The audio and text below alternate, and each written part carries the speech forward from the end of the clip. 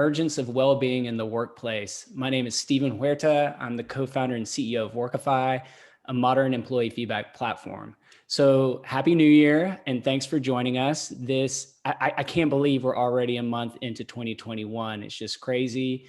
While this is our first webinar of the new year, we've been busy with the launch of a new podcast, The Modern People Leader. And first, I want to thank you all again for joining our fireside chats last year based on all the participation and the feedback that led to me launching the Modern People Leader podcast, which you can all find on streaming platforms. With that said, let's talk about today's session. I'm excited how we're kicking off the new year. We've got a great topic and a great guest for you. We're focusing on mental health and employee well-being. Over the years, I've learned firsthand the importance of taking care of myself, learning to be self-compassionate and aware of really all things wellness. In the fall, we saw an amazing thing. The topic of well-being really started trending with all of our clients. As usual, when we see something in the market, we got our IO psychology team to develop a 2020 well-being survey template. And that actually was our top downloaded resource last year. And when I talked to CHROs and chief people officers over the holidays into the new year, well-being has always been a top 3 area of focus for HR departments. And so our guest today has a great personal story. She's really amazing, and she's done some great work with a lot of great brands in the workplace mental wellness space. So I can't wait to get to the conversation, and I'll introduce her shortly. But first, let's take a look at our discussion topic. And for those of you that have joined us before, I like to start the conversation with numbers. So first, I want to revisit some metrics that we shared over the last summer. As part of our manager effectiveness session, we shared some mental wellness stats that were already pretty alarming. Nearly half of Americans reporting some harm in terms of mental health. The Federal Emergency Hotline for emotional distress just saw, phones were ringing off the hook. And then online therapy company Talkspace, which is an app that I love, reported a 65% jump. And this was all at what we thought was really bad. But as looking back, we know that we weren't through the worst of the global pandemic yet. And if we look at more recent data, we're going to see that the situation is even more dire than before. A few highlights from the American Psychology Association's 2020 Stress in America study. I love this study because it compares pre-pandemic and post-pandemic numbers. I'm not going to walk through all the metrics, but suffice it to say, people are dealing with high levels of stress. I know I'm, probably preaching to the choir, and this is pretty straightforward data. But if you couple this with what we found in Mental Health America's 2021 report, the number of people looking for help with anxiety and depression, it's absolutely skyrocketed, both in terms of those looking to take an assessment and those that are actually suffering, with more than 8 out of 10 people who took the depression screen having scored with symptoms that were moderate to severe depression. It's just mind-blowing. So in summary, to quote the American Psychology Association, COVID's really impacted every aspect of our life, from health to work to education and exercise. And the negative effects of the pandemic are going to be serious, and they're going to be long lasting. And so our goal today is to discuss how you can start a conversation within your organizations regarding workplace mental wellness, best practices that are emerging for equipping managers to deal with issues, and how you can enact change through programming that actually works. And so I'm really looking forward to this conversation. From a housekeeping perspective, we're going to spend about 30 minutes on the conversation. Then we're going to open it up for Q&A, which is my favorite part. So please keep the questions submitted along the way. And so let's talk about our guest today. I was really thrilled when our guest agreed to join us. She has an amazing personal story and mission through her business Recalibrate. She's doing great work with great companies. Please welcome Gloria Chan Packer, Principal Advisor at Recalibrate. Gloria is the founder of Recalibrate, a workplace mental wellness provider that partners with global client organizations like Atlassian, Salesforce, McKinsey, Whole Foods, just to name a few, to deliver uniquely modern, science-backed and realistic approach to mental wellness for busy professionals. Prior to Recalibrate, Gloria was an accomplished consultant specializing in helping Fortune 500 companies develop technology, strategy, and implementation. Gloria, thanks again for joining us. Thank you so much for having me. I am really looking forward to this conversation.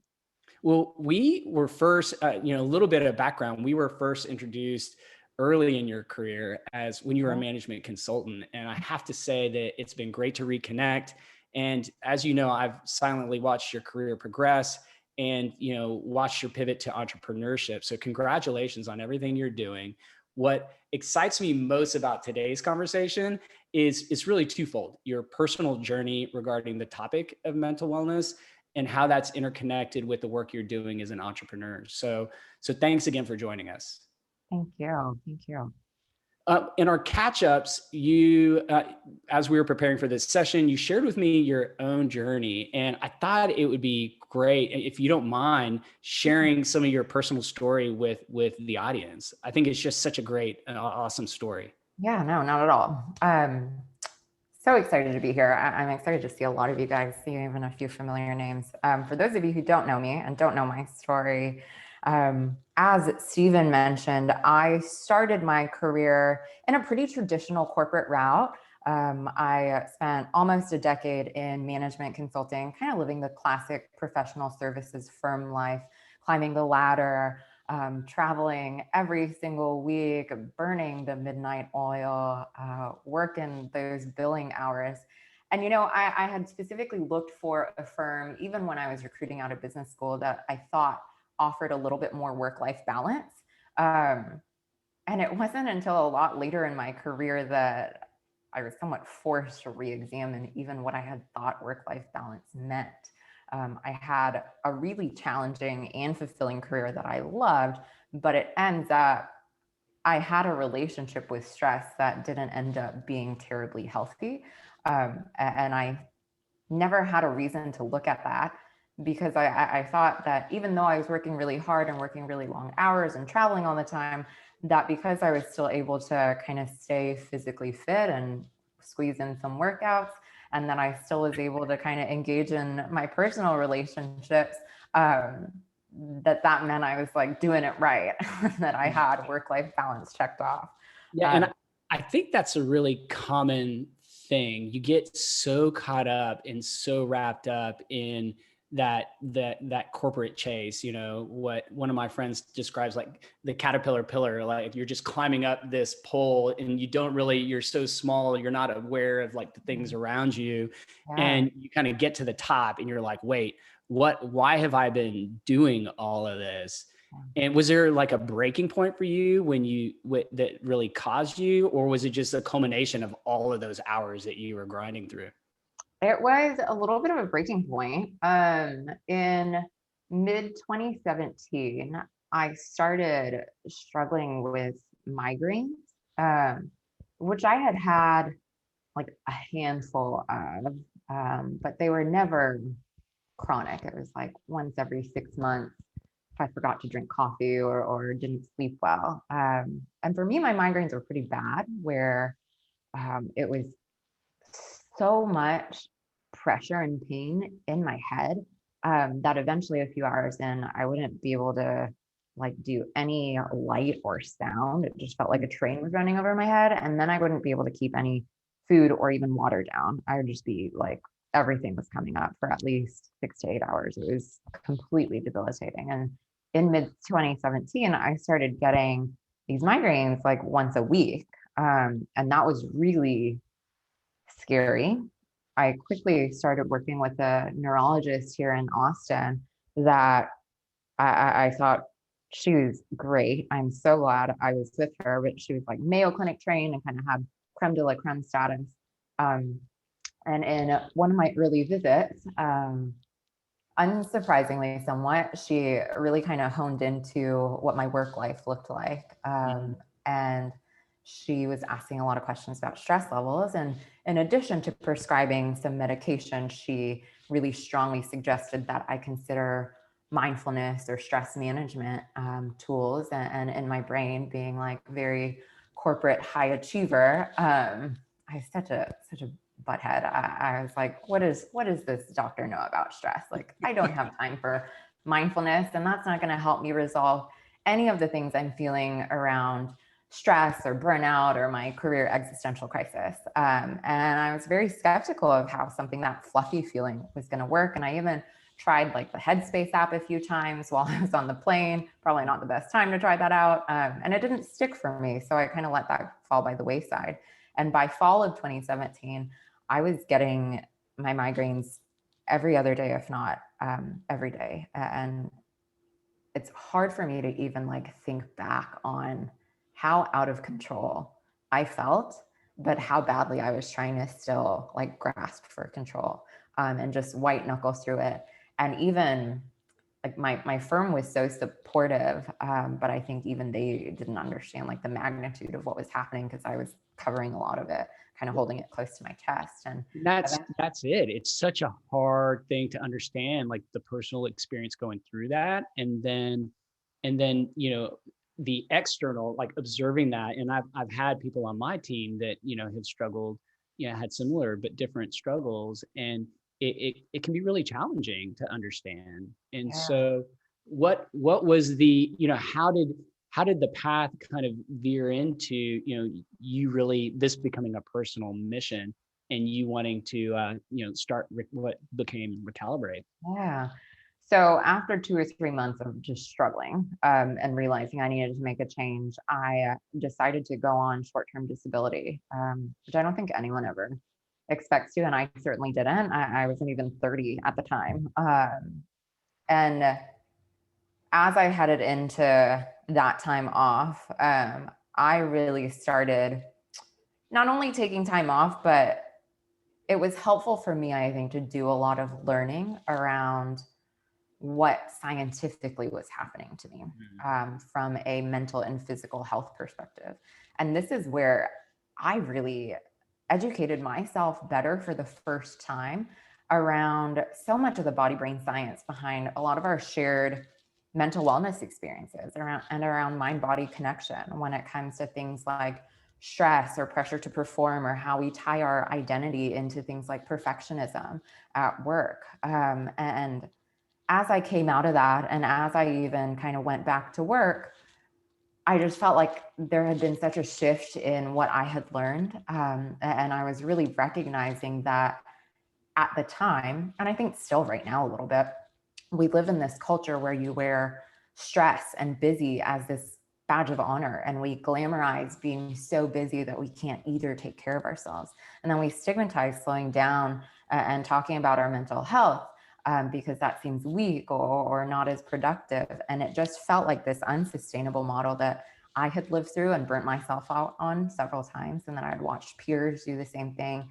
And after living through my journey, I felt so strongly that there needed to be a better offering in the wellness space that really appealed to high achievers and appealed to those analytical minds by delivering science-backed education and tools that actually fit into your busy lives and that apply to your work life and that feel useful. Because a lot of wellness products at the time maybe felt not as relatable or felt like they took too much time and didn't dive into a compelling why. And so that's really where Recalibrate was born, was to meet that need and fill that gap around mental wellness that is modern and science-backed and truly applicable and realistic to busy professionals. Yeah, I totally relate to that badge of honor. Having spent the first half of my corporate career on the consulting side, and then the second half of that in investment banking. So I almost chose like the two worst possible industries to cut my teeth. And, I just remember I can't, countless nights where it's like, why am I doing this? But yet I couldn't get myself out of that way of thinking. Yeah. And so had there been this relatable approach, because there's employee assistance programs and hotlines, but that just didn't seem to be it wasn't a way for me to kind of connect with things Yeah. and explore what a better life may look like, work Yeah. life. So love what you guys are doing. And so I know you guys are still, early in your journey at Recalibrate. This must have been an exciting year for you guys. I'm assuming, that business has changed over the last year for you. What's that been like? Yeah, we had been seeing steady growth since our opening in 2018. And when pandemic hit, I think like all of us are kind of pausing. And in my brain, I was thinking this is going to go one of two ways. One, companies are going to just shrink up their budgets for benefits and spending. We're going to see a dry spell. Or the other way, the other end of the spectrum is that companies are really going to start to recognize how important mental wellness is for their employees, and they're going to double down or reinvest in it. And I'm really proud of all of my clients, and also feeling grateful and proud of our team that we ended up kind of falling more towards companies doubling down and our business continuing to really expand and grow in this space. Well, it's really been a great story and it's been a lot of fun to watch, but what about this conversation? Should we jump in? We Yeah, have let's do it. Awesome. Awesome. All right. Well, we first focus on trends, and I like to make some compelling statements and get reactions. And so the first trend or compelling statement that I want to look at and examine is the following: we are in the midst of a mental health crisis. What do you think about this statement, Gloria? Do you agree? Disagree? Is this overly dramatic? I think there's truth to it, but I also don't think it's necessarily a brand new truth. I think to a certain extent, we have always been in some type of mental health crisis. I think it's just in recent years that society has changed and cultures have changed for us to be more socially tolerant to allowing ourselves to even recognize that we might have mental health challenges, and that doesn't mean we're like disabled individuals that should be ostracized from society. So I think this is like partly hyperbolic in a way, but I think it's also partly just true. So it's a little bit of both, I find myself feeling. Yeah, no, I can see that. And, there for sure have been other challenging times in the country, in the world. I was in investment banking during the financial crisis, and that was pretty scary, honestly. And so, it's interesting just to see the difference, though, that this particular environment has had. And so why do you think that the personal challenges that people are facing are cascading into the workplace now? Like, to your point, like there's an openness, and what's changed about today that, is really opening the conversation up? One, again, I think it's kind of a double-edged sword to have it be more socially acceptable to, I think, talk about and allow for space around our mental health struggles, because on the beneficial side, that means that we're actually talking about it and hopefully doing things about it. But then I guess on the more challenging side, that means that it poses this brand new challenge for everyone, for care providers, for our workplaces, for our relationships on what on earth do we do about this? So I think it's always like that initial shock of recognizing you have a problem, and it's like, oh shit, what do we do about this? The other thing here too, I think in the last year, you had mentioned, right, that we as a world have gone through many challenges and crises before. But it's not as often, I think, that we go through crises and challenges that are globally shared. We all go through struggle and challenge individually a lot, all the time. But it's not very frequent that we share one common tragedy or time of chaos or time of complete uncertainty. And I think that magnification of this global challenge and sense of uncertainty is really unsettling for most of us, and can be really triggering either to past global traumas or personal traumas we've experienced. And I think having that magnification glass on uncertainty Yeah. can really be unsettling, because it means we can't lean on like the same distractions and escapes or psychological safety nets that a lot of us normally have been able to rely on when things feel unsettled.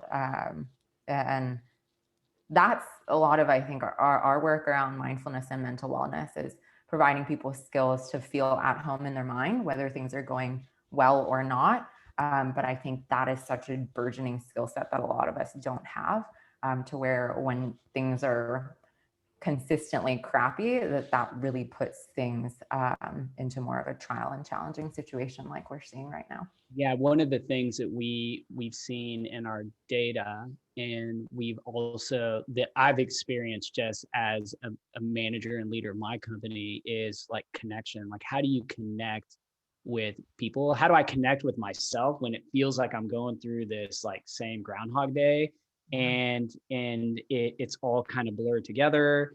And how do I connect with other people when it feels like, the way that I historically have connected with people, like, it is dramatically changed? And one of the ways, what really resonated with me that you just shared is the notion that we're all going through globally, the same challenge. So, on my marketing team, I have one person in the Czech Republic, and we compare our plants and we look at my plant nook, and she'll share hers. And, with another team member that we have in Romania, we're both co-parents, and, we are having to educate our kids at home. And it's just, we're in totally different parts of the world. And so we have made a conscious effort to try to like connect on the similarities of the challenges we're going through. And so I want to talk a little bit about navigating that, but I think we can hit on that in some later portions of the discussion. So moving on to the next discussion point. So, the notion, what are your thoughts on this? So companies have an obligation to support workplace mental wellness. What about this statement? I think for a lot of people, this could seem really like a real extreme perspective. So I'm just curious your view on this. I again think that this has different shades of truth. Obligation feels too black and white, I think. I do think that there's partially true, but I think it's kind of shades of gray again. I always like to talk about and view, and we talk about this as a team and with our clients, that when it comes to mental health and wellness, that responsibility, I believe, truly lies more on a spectrum, from the individual to the organization. I think that there is part of the responsibility around our mental health and wellness that we individually own and are responsible for when it comes to knowing ourselves, knowing what's going on, being able to be aware of and identify that, being able to speak up for what we need and if we need situations to change so that we can take care of ourselves and those around us. On the other end of the spectrum, I think that organizations also have a responsibility to ensure that they are creating workplaces that support and foster individual and organizational mental wellness. So making sure that it's everything from ensuring that we don't have toxic workplaces to providing skills and training around soft skills that allow people to connect better with themselves and connect better with each other, so that they can have healthy workplaces that provide sustainable livelihoods. Similar in my mind, kind of analogous to like financial and physical health, right? Where when it comes to physical health or financial health, it's not only on the organization to provide that for people, and it's not only on the individual. It's somewhere in between where companies provide financial benefits and pay, and companies also provide physical health benefits and medical benefits, but it's on the individual to put that into action and to apply that to their lives and take care of themselves. So I really see it as this spectrum of support and responsibility. And when it comes to companies and workplaces, I think it's really figuring out how we support livelihoods for our employees that are sustainable in the long term. Yeah, I really like that. I like looking at it as a spectrum of responsibility. The tricky thing is that, there's a lot, one of the buzzwords in our space is the employee experience, right? And that's such a subjective thing, the employee experience, right? It's like how they're perceiving, what the company is doing, Yeah. the work experience that's being provided. And so I think to that sense, in that sense, it can be, a delicate balance, but I think you're right. I think it's definitely a spectrum. Shifting gears a little bit on the topic, to be fair to leaders and managers, like these are issues that we haven't had to really deal with in the past, maybe in isolated cases, but at scale, I think more and more, managers are being confronted with, mental wellness issues in the workplace. Do you feel as though companies are really equipped to provide support? That's a great question and such a good, important discussion point, I think. Without taking too much time spinning out onto a tangent about it, I think that because this space and the need is burgeoning, because the problem is somewhat new, that there are going to be very few companies who are just going to immediately be pros and experts at this. But I believe that everyone has the capacity to start. And just because we're not necessarily already equipped with these skills doesn't mean that we can just take a pass on it, right? And say like, well, I don't have the tools, so I'm not going to do anything about it. But at the same time, I don't think that we need to expect ourselves to have the perfect solution overnight. And I know that that seems like an obvious statement, but I think it's really important to remind ourselves that we can't expect ourselves to solve these overnight. I think we're so used to silver bullet solutions in our time of technology and quick fixes. But then you have to remember that with new problems that are this big and complex, you can't expect that. And I love analogies. We'll probably learn that from this conversation. But I again think of this almost not the same, but analogous to diversity, equity, and inclusion, and how that has become, it's always been an issue, right? We've always had that as a crisis and an issue, kind of like mental health, but we're just starting to finally open up conversations about it and apply organizational investment around it. And this is somewhere where you see like some organizations who are trying to just find the silver bullet and do things really quickly, and watching a lot of organizations, I think, go through the motions, but it doesn't feel genuine, and therefore you don't see the return coming from it. Whereas you see other organizations that are really thoughtfully going through the steps of evaluating, what do we need to change? How can we change it? How do we make this fit into our organizations? And I think with any new investment in solving a problem or a challenge, you should always really thoughtfully evaluate how you can strategically plan and design and implement solutions that really fit with your organization before just executing on them. Yeah, I can't wait to get to the programmatic part of the conversation, because like what exactly does that look like? Like I'm just very curious, because I do, but I'm not going to steal the thunder, because we're gonna get to that in a sec. But it is, I love the analogy to diversity, equity, and inclusion and belonging, that it is a strategic muscle, and as leaders and managers, we've got to strengthen that muscle, because I think this is gonna be something that we're increasingly talking about, and so more to come on that. I have more questions on that, and one thing that has really that I've been thinking a lot about is, when do you know that you've done everything you can as an employer? How do you, or as an HR practitioner, when have you done everything that can be possibly done? Like what, do you have any advice on that? Because that can be, I feel like as HR practitioners, we want to do as much as we can to help in as many ways as we can. And so I'm just curious your thoughts on that. So my like more clinical psychology educated side really hesitates to like provide an answer to this, because I think it's so like individualistic.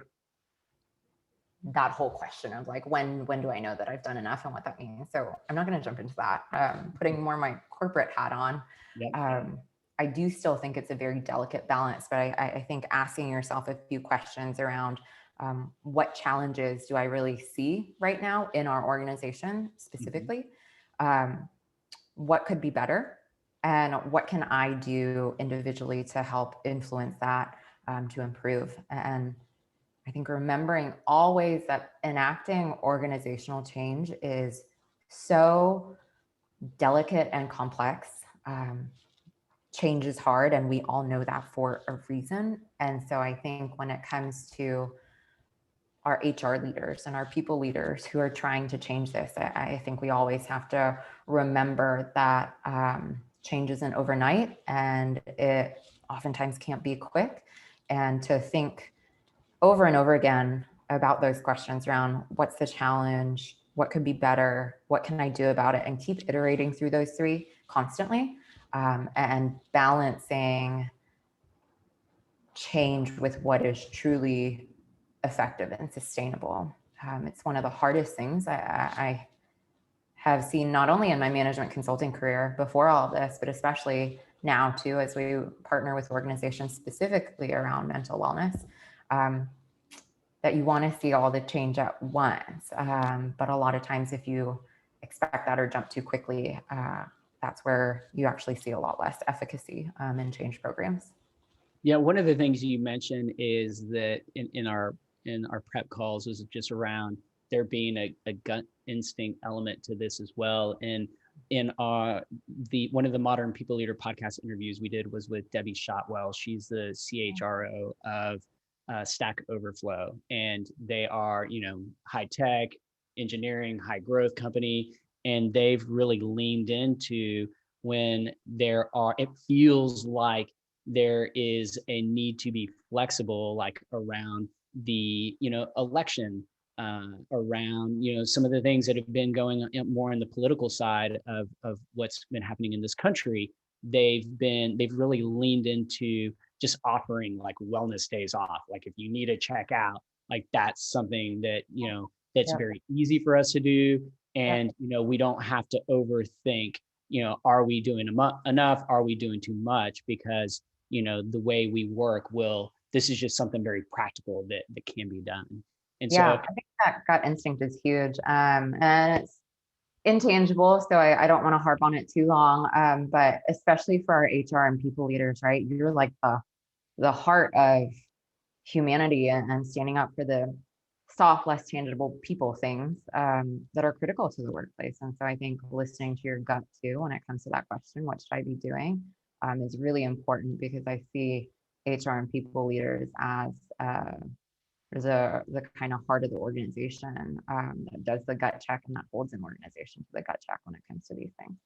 Absolutely. Well, let's zoom out a little bit and move on to our next topic. And so what are the broader impacts to talent? Do the current issues that we're facing in your perspective, are they going to impact talent strategies? And if so, how? Yes, absolutely. I think that one you mentioned earlier is around just employee experience, and how I think that's has become and continues to become a really important focus for companies. I think that came onto the forefront and was kind of born as a focus on culture that probably started like about a decade ago, where companies who were talking about great cultures became the kind of sexy employers of the world. And I think at first we had perceived that, started implementing that as just extrinsic benefits around the ping pong tables, the beanbag chairs, the lunch that gets catered in, which people liked, I think, a lot at first. It was new and benefits, and who doesn't want all that free shit? But I think we've learned over time that extrinsic benefits are great, but they will never replace gaps that we have intrinsically. And I think employee experience now is kind of bridging into the gap of providing things that are intrinsically meaningful for employees as well. And this is where I see a lot of our workplace mental wellness education and programming falling into that, is that we hear from our clients consistently that we are helping them create conversations that are empowering and normalizing, but still professional when it comes to mindfulness and mental wellness, and how that helps develop individuals as well as teams in the workplace. Beyond just employee experience, I think of mental wellness and what we provide as truly starting to build more structure and skills development around these critical soft skills that are so crucial for building relationships, for leading people, for working with people. These soft skills, I think, have been a little bit put on the back burner because we've been such a technically metric focused society recently, which has provided all kinds of benefit. But I think we kind of swung one way into the spectrum and are coming back into the middle, where we're realizing, and I hear this from so many people all the time, whether it be in conversations or with clients, but because we have measured so many things and have stayed so technical, for many organizations, we have leaders that get brought up in the organization because they have proven that they're really good leaders of tasks or managers of technical work, but we haven't provided the same structure and training to become good managers of people or leaders of people. And that's so critical. Even though we can't measure it, even though it's soft, it is the heart and the glue of what makes organizations work. And when you think about things that are problematic and suffering in workplaces and organizations, anytime someone hates their job or feels unmotivated, it's almost always rooted in the soft stuff, the emotional stuff around being in discord with a boss or a teammate, or feeling really upset about a feedback conversation, or being really paralyzed by their perfectionism and burning out. So much of the challenge and problem and stuff that gets thrown in a wrench in our workplaces is rooted in gaps in our soft skills and our emotional and mental skill set and education. And I think that is really the high level guiding North Star of workplace mental wellness education and training, and really what we're after at Recalibrate. Oh my goodness, I could not agree more. I think that the lack of emphasis on the soft skills, coupled with the fact that a lot of managers and employees aren't having the feedback conversations that they used to have, and that partly that's a kind of hybrid working issue that we're seeing, but it's also, you know, the fact that we're all just trying to get by the best we can. So it's like this going through the motions type of thing. And so I think there's going to be this convergence of, you know, how do we, you know, how equipped are managers to have these conversations, and the, you know, the gap in these conversations, you know, the fact that these conversations haven't been had as much. And, you know, it's going to be really precarious, you know, as organizations begin to like open back up and we get these normal rhythms back in place to really make sure that, you know, employees and managers are really having, you know, meaningful and I guess productive conversations around it. And so I think it's great. And with that, I know we could talk more and I have more questions on that, but unfortunately I'm going to have to move us on because I do want to spend time on the next item, because I think it plays into what you were just saying. And, you know, my next and last discussion point is, you know, what does a modern mental health well-being program look like? I think I'm a big believer that we're entering a new age of people management, and you know, and that's kind of, you know, a pretty obvious statement just with some of the changes that are happening in the workplace. So I'm curious, you know, if and I'm in the audience, what does a cutting edge modern mental wellness program look like? Yeah. So I'll start with, I guess, just more tangible examples of what we have partnered with organizations around, and then kind of dive into more principles that you can take away and enact yourself. So an example actually, no, I'm going to flip flop. I'm going to do the opposite. We're going to do principles first that I think are important and then turn that into examples. Perfect. One first principle that I think is really important that I always talk about with our clients and our leaders is to start where you are. I know it sounds obvious, but starting where you are is so important. Don't start with the solution, start with where you are, start with your challenge. And to do that, I think you really need to listen to your organization to gauge the needs, whether that be through a more thoughtful survey or different little focus groups or just having well-attuned leadership. A lot of our organizations have people, leadership who have their ears on the ground and know what's going on and know that people are stressed about XYZ. So start with where you are and really kind of define your problem statement or your problem area of whether it's people are really stressed, people feel disconnected, or XYZ. Second principle is to define where you want to go. So first start with where you are and then define tangibly where you want to go. Create kind of a guiding North Star at minimum, such as providing more support in mental wellness, or even get more specific to objectives like wanting to see a shift in employee engagement metrics if you're regularly doing those employee engagement surveys, or reducing the percentage of employees who feel like they're suffering with specific challenges like stress or imposter syndrome, right? We've partnered with a big global client who they regularly hear that everyone suffers with self-doubt and imposter syndrome. So we did a year-long program where we focused and measured around that for employees. So really, yeah, first defining. Is that a big thing? Sorry, I know I'm taking you off of here, but imposter syndrome, is that something that you're seeing out in that companies or that employees are struggling with? Yeah, definitely. Self-doubt and imposter syndrome, I think, is becoming more commonly talked about again, and so more recognized as a challenge. And I also think that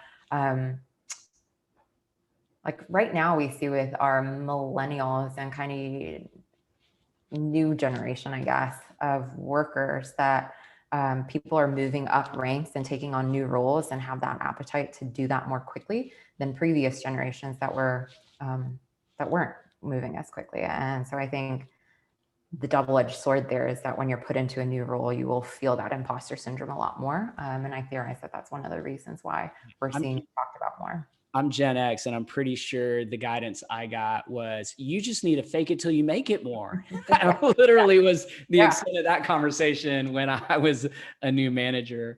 But interesting. So I interrupted you. Sorry, you were walking us through, the importance of gathering data and more clearly identifying, the key things that you want to focus on. So start with where you are and then define where you want to go, and then to fill in the gaps.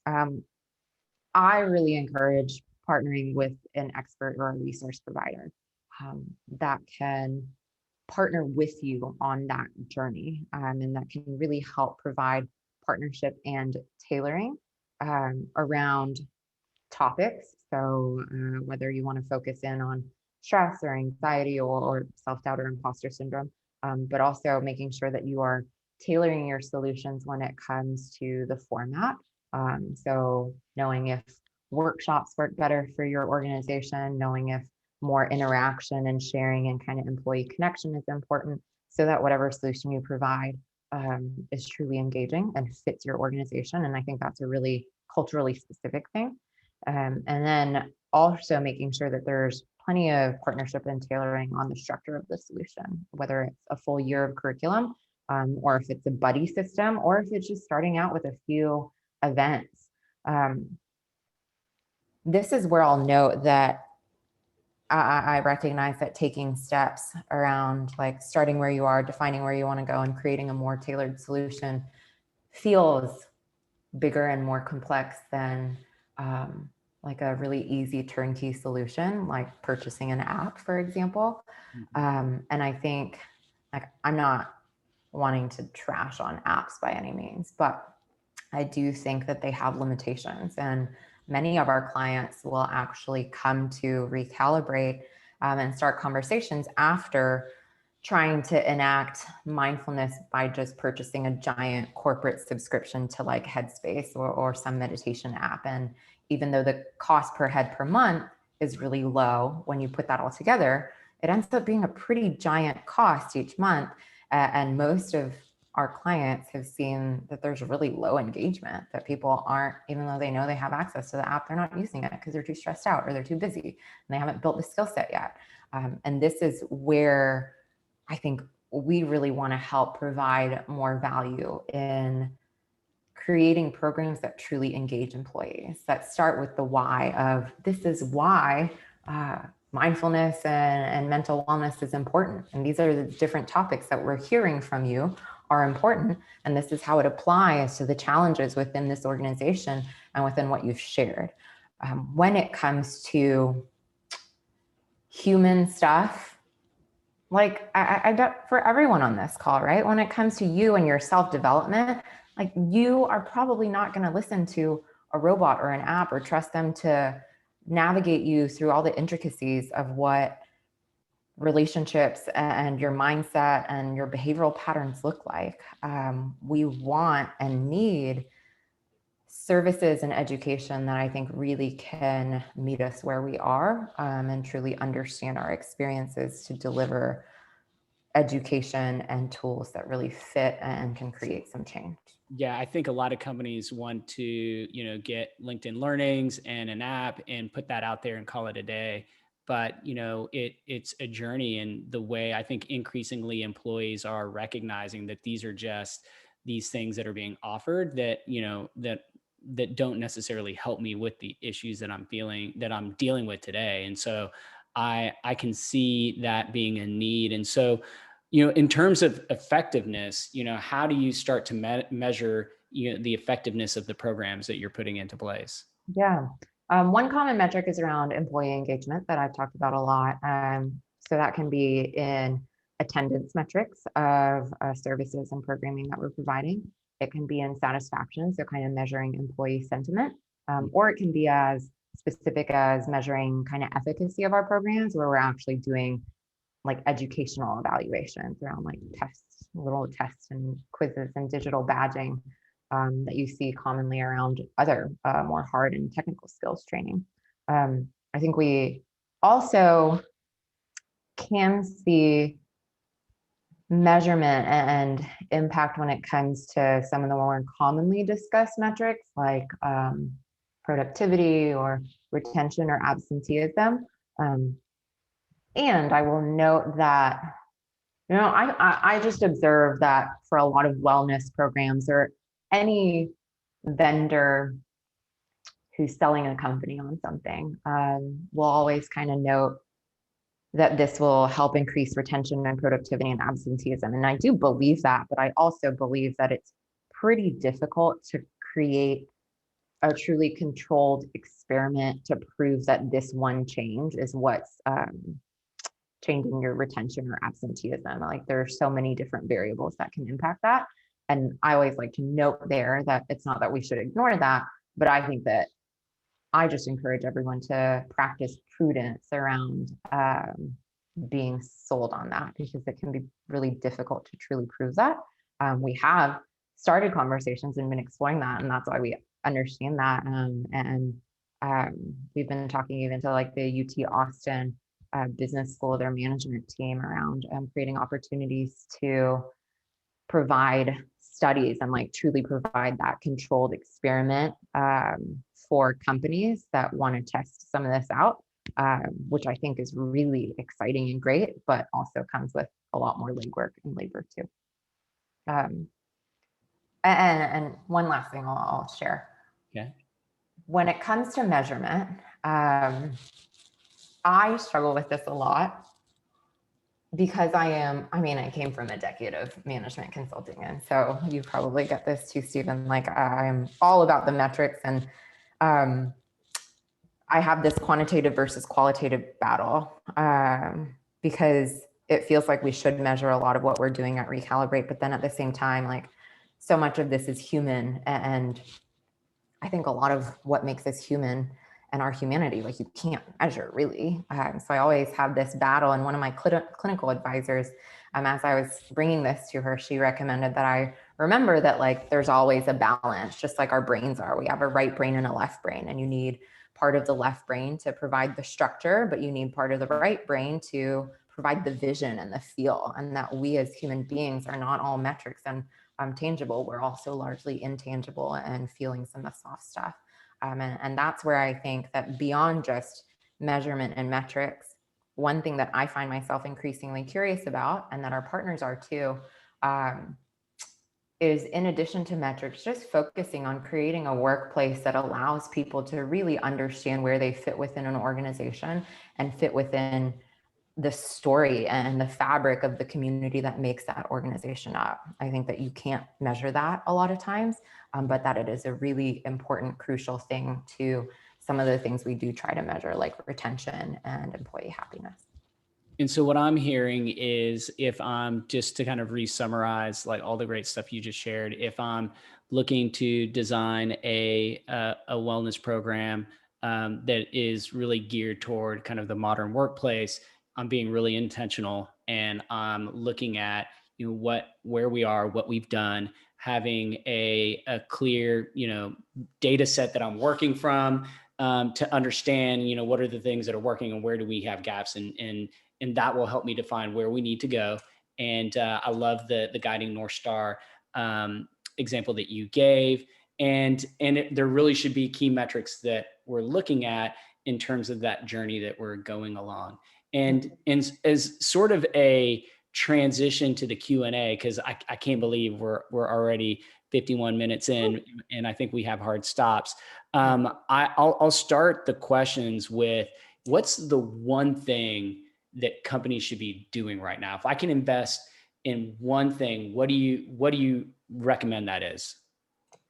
I think one thing is just try investing in one kind of educational session or event that focuses on mental wellness, and see how it goes and iterate and get feedback and go from there. I think just start somewhere with one baby step. And then this is why we price many of our kind of 1 hour long workshops and our introductory workshops to be the same or a little more than what you would spend per person on like a nice team lunch, but that it provides so much more return. We want to make this feel a little bit more risk-free, if you will, because it is new. But I think just start with 1 hour of programming, listen to what your people say and how they value it, and help that inform where you go from there.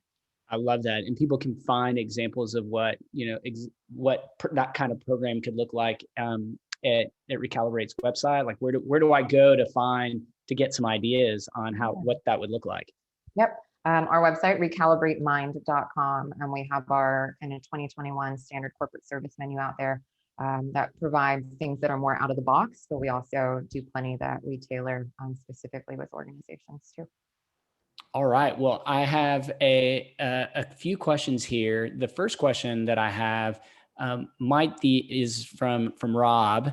Might the emerging strategy for corporate success as we emerge from the pandemic be greater emphasis on recruiting, retaining quality team members who then promote a greater sense of well-being within their teams? And so I think this is like, the question really is around like, should we be focusing on retaining, you know, our quality team members who really get it and, you know, can and help, you know, promote, you know, well-being from within, like these champions from within. Do you want to take that? Do you have thoughts on that? Yeah, I think I'm understanding the question correctly. I might not be, but I think that this is definitely a valid point. And I think that well-being is something that helps retain and recruit those top quality team members too. I mean, top functioning team members are people, in my experience, who can balance the technical hard skills with the soft skills. They are great leaders of technical work, and they're great leaders of people. They ensure that the organization can hit all the technical metrics of delivering and meeting that bottom line, but they also ensure that the organization can sustainably work together. And so I think Where you will see that fall apart is when wellness isn't part of the equation, when people are only driving after technical metrics and goals and burn out because they're not taking care of themselves. So I agree with the point, and I think that they go hand in hand. Yeah, and I would add to that, like one of I just thought about my good friends at Storable. They have invested a lot of time and energy in their well-being programs and their manager training. You know, there is an assumption in that there existing team members that possess those skills, and so they've proactively invested in that training for managers to create and promote from within. So something else you may want to think about. Great question from Lisa. We have a semi-successful well-being program. 2 questions. Any suggestions to get employees to engage more? 2, should the employer pay employees to attend these sessions during the workday, or should it be on their own time? Great question. Really great question that we talk about a lot. When it comes to getting employees to engage more, I think especially in this last year, as everyone's been navigating and adapting to a lot of change, being thoughtful about survey fatigue and not issuing too many surveys, I think it's really important. And we've actually seen a lot of kind of like record-breaking survey engagement in just asking people what's working around what day of the week do you want to engage in things, for how long do you want to engage, and what are you interested in. And we have several partners where we've been doing that every quarter and adjusting our services, where like at first everyone was at home and freaking out, so our hour-long workshops worked really well. And then in the summer, everyone had their kids home and were losing their minds. So then we ended up shortening our services to just 15-20-minute meditations.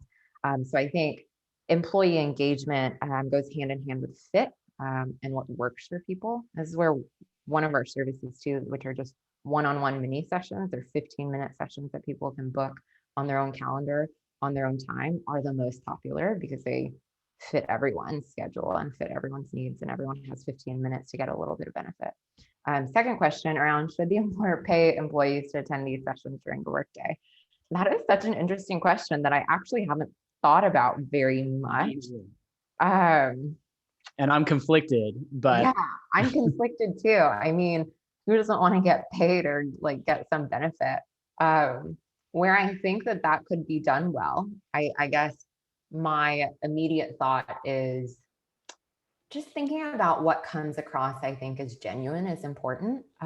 We've had all kinds of like wellness challenges, or like, we'll give you a treadmill if you walk 10,000 steps every day. And where I think those worked at the onset, I think employees have a really sharp sense for when organizations are being genuine and responding to needs versus when they're just trying to check a box.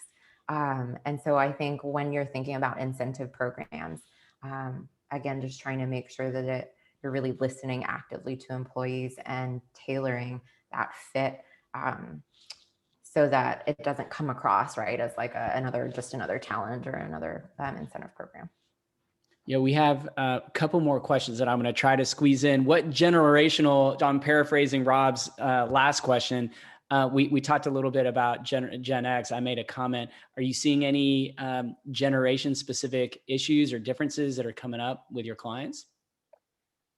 Not a lot of specificities in issues or challenges, but one really interesting thing that we've seen in data is with the kind of newest and youngest generation of recruits coming into companies with Gen Z being really hyper aware and hyper attuned to mental health and mental wellness conversations, and really being hyper aware of kind of the soft stuff that I think Gen Z and even millennials, like I'm on the older end of millennials, that we've, to your point, Stephen, have kind of been taught to just like white knuckle through, or to like repress and fake it till you make it. And that's really interesting, I think, in posing a challenge to how employers adapt to recruiting for that and also retaining those employees, because it's a pretty big shift, I think, from the last 2 generations. Well, I thank you for sharing. Thanks for your time, Mary. I know that I'm not ignoring your chat to the panelists. We were taking record of that. That was me screenshotting your question.